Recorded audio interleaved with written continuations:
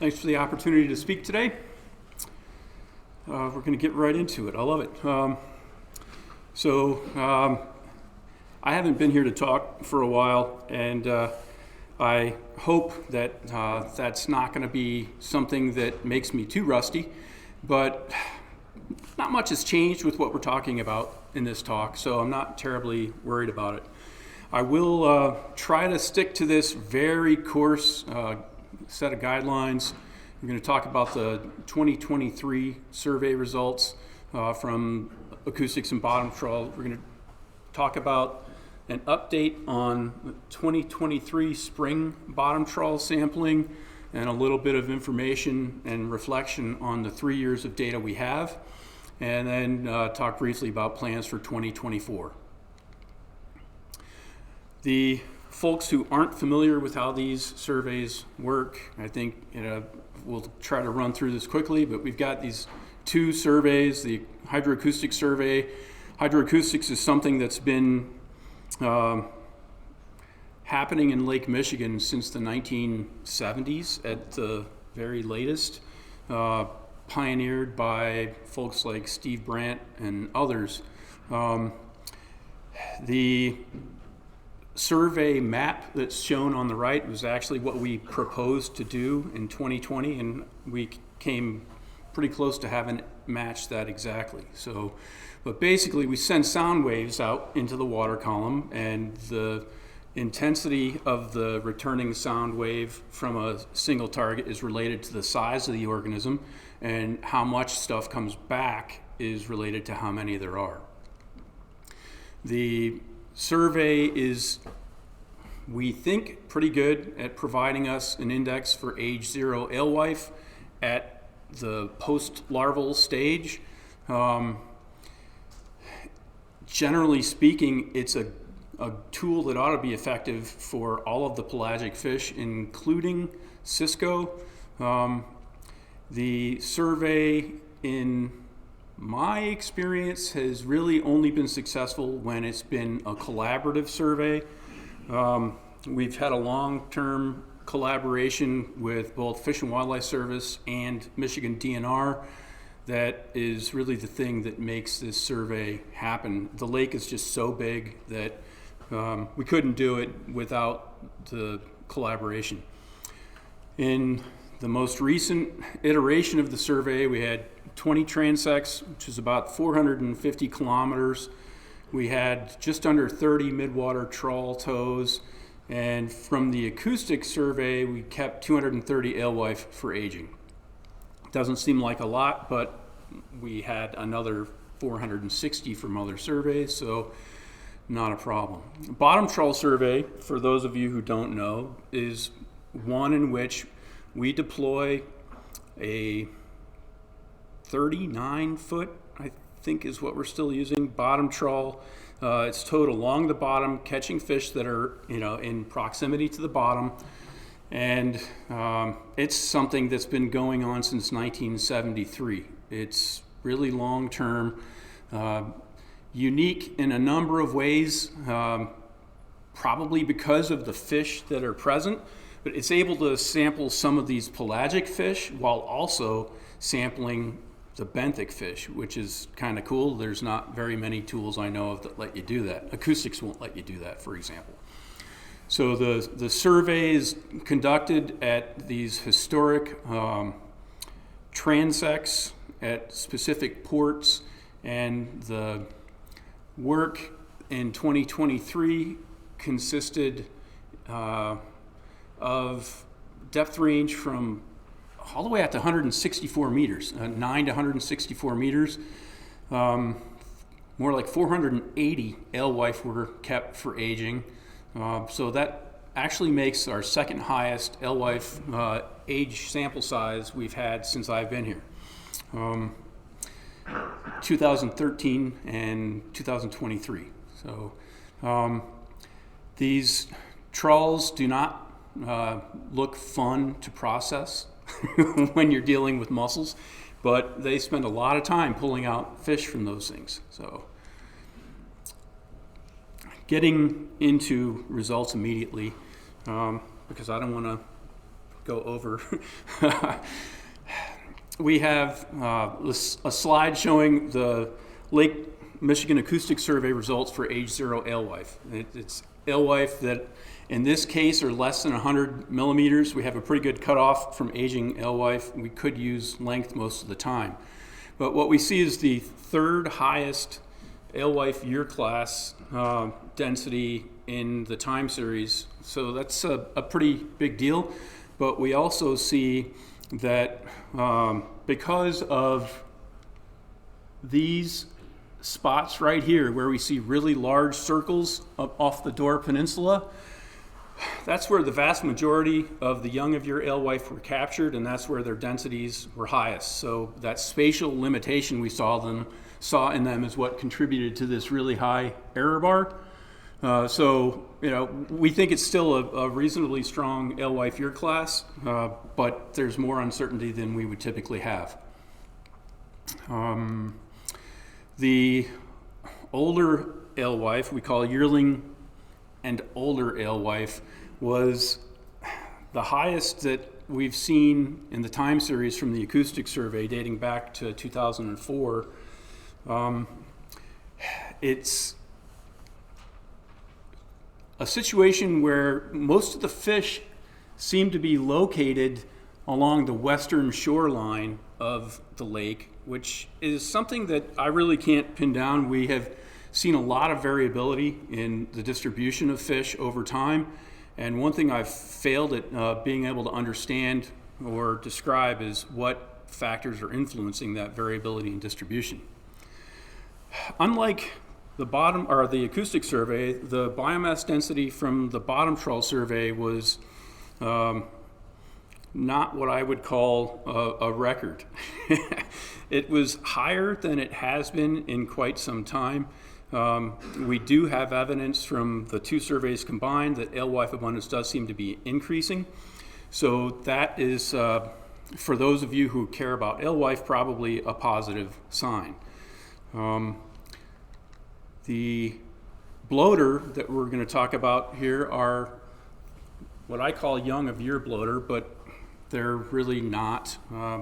We've just learned after getting 2,100 plus bloater aged by our crew in Ann Arbor that there are quite a few bloater at this 120 millimeter size range that are as old as age 3. But what you can see here is a lot of variability in both surveys in recent years. There have been some strong year classes, and we have seen some evidence of those fish surviving. And even though we can't see it very well in this plot, the adult bloater do show an increase here. It's very difficult, I know, to make sense of this, perhaps because of this scale, but you have to trust us, they are increasing. I think that there is a lot of uncertainty about why bloater are not more abundant. There really seems to be a lot of young of year, but we just aren't seeing what we saw in the 1980s, which is this peak here. I can't tell you exactly how many years of high or strong year classes were required to reach this point for the adult bloater in the 1980s, but Chuck Medengian or Bo probably can, and you ask them later. But it was a lot, successive years of strong year classes. And we don't see that anymore. We see more a good one this year and a not so good one next year. So the estimates are still really low relative to the 1980s, even though I don't have it shown in this plot. We have acoustic data that says the same thing from that time period as well. So rainbow smelt are another organism that we think both surveys do relatively well, and it's actually one we think they do a similar job of assessing. The young of year in this case, or small rainbow smelt, were relatively high for the acoustic survey and pretty low for the bottom trawl survey. The average is about half this for the acoustic survey. So it's not clear what is happening with smelt, in my opinion, why we're not seeing more of these larger smelt, these 90 millimeter and greater smelt. The plot here, the map here, looks like there's all zeros. That's because I used the wrong scale. If I change the scale to something an order of magnitude lower, you can actually see some spatial variation, and a lot of the smelt density was down here. So, but you can see, there's long history of low abundance relative to the 70s and 80s, like with other species. The bottom trawl survey species composition is something that this plot has always kind of fascinated me, because there's a huge chunk of the time series where it's mostly one color, in spite of the fact that it's a pelagic fish, and that's bloater. What you can see is that we are way below these peak values, and probably even below these intermediate values here. We spent some time in our report talking about our current results relative to past results. That's not something I have enough time to get into with detail here, but I'd encourage you to look at the report. The acoustic survey, the same sort of plot. I said we had some data from some papers in the 80s and 90s that I was able to pull from some stuff by Ray Argyle. Those of you who've been around long enough probably remember that name. But you can see this 2023 point is nowhere near what we saw in the 80s and 90s. And even if you just forget about the bloater and look at alewife are still quite a bit less abundant in the acoustic survey now than they were back then. We're typically, at least until 2023, that is. 2023, we're actually back to where we were, believe it or not, in 1987 and 95 and 96. Age composition is something we spend a lot of time on. This is primarily because these data get fed into the statistical catch at age modeling for alewife that's used in the predator-prey ratio. We can see two things, I think, pretty clearly. One, this large pool of young of year in both surveys. The upper is the acoustic survey, as lower as the bottom trawl. And seeing this many young of year in the bottom trawl survey is not something that I'm used to seeing. Seeing mostly young of year in the acoustic survey is something I'm used to seeing, and we saw that this year. But in addition to a large number of these age zeros in our age data, we see, or in the population age structure, we see dominance of this sort of purple color here, which is age 2, and that argues that there was a pretty good year class in 2021. Pretty good is now open to discussion, what that means, whether or not there's this really great survival for a middling year class or whether it's something else. So in summary, alewife year class was strong in 2023, but we have relatively low confidence in that estimate. The 2021 year class is dominating the biomass in both surveys. Both surveys indicate that biomass of yearling and older alewife is increased, and ultimately the acoustic survey is suggesting that we had better than average bloater recruitment, and we have biomass estimates for other forage fish that are pretty similar to recent years. So in addition to the fall stuff, Ralph has been undertaking some spring bottom trawling for quite a while now. This is 3 years. He's going to attempt a 4th year, I think, but in 2023, he did something a little different. He added acoustics to the mix with the idea of trying to understand whether or not the vertical distribution of the fish was such that they just weren't in the path of the trawl. We know the height of the head rope during the fishing exercises. So with simultaneous acoustic data, we can look for fish above and below that line, if you will. It's been something that has, I think, been spurred mostly by findings in Lake Ontario and beliefs about Lake Ontario's utility for the spring bottom trawl survey. I would argue that it's really strange to try and transfer some of the stuff from places like Lake Ontario to Lake Michigan, where in Lake Ontario you have this collaborative survey, much like our acoustic survey, to some place like Lake Michigan, where we have a much bigger lake but only one crew working on it. It's much harder to get this stuff done, basically. And we really feel like sometimes we just don't know if we're going out at the same or the right time because of conditions. In spring 23, one of the things that I think is kind of interesting is this drastically shallower distribution of peak alewife densities relative to the other years. There were 16 bottom toes in 2023, so the sample size wasn't huge. We had a lot more acoustic data, but they don't give us information on benthic fish.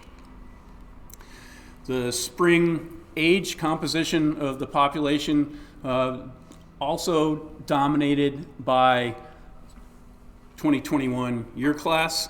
I don't know how many fish were aged here, but a couple hundred I think is what it was. So you see there's some bigger fish out here, some slightly older fish. We're seeing age 7 fish for the second time in, well, I think since 2009. So that suggests that predation pressure has declined. The acoustic data Ralph collected do not suggest to us that there is a lot of high fish density above the trawl. On this plot, you have the bottom depth on the x-axis and the fish per hectare on the y-axis.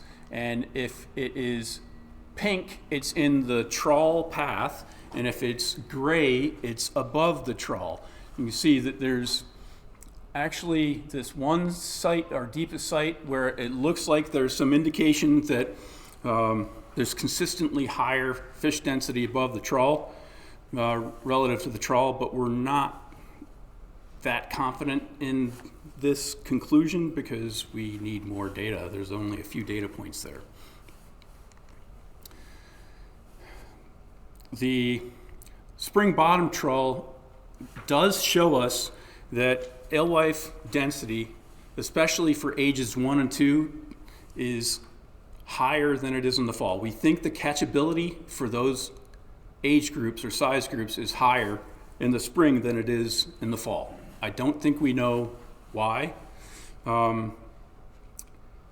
It's quite honestly difficult to grasp because these fish can be found in the bottom at almost all times of year. So I don't understand what's different about spring. But ultimately, the density is still considerably lower than the fall acoustic data, which suggests that the sampling that's done in the spring is not being influenced or biased by having lots and lots of fish above the trawl. And we're not seeing the divergence, or we can't explain the divergence that we've seen between our two surveys in the fall by the distribution of fish or by sampling them in the spring when they're more available to the trawl. So ultimately, I don't feel like we see much evidence that we're missing fish in the spring, but we need to do this in the fall. So our plans for 2024, the same as ever with our sort of standard lake-wide surveys. Ralph is planning on doing a spring survey as well. And I think Esselman's crew will be out there with the Goby pot as well, which is great. Thanks.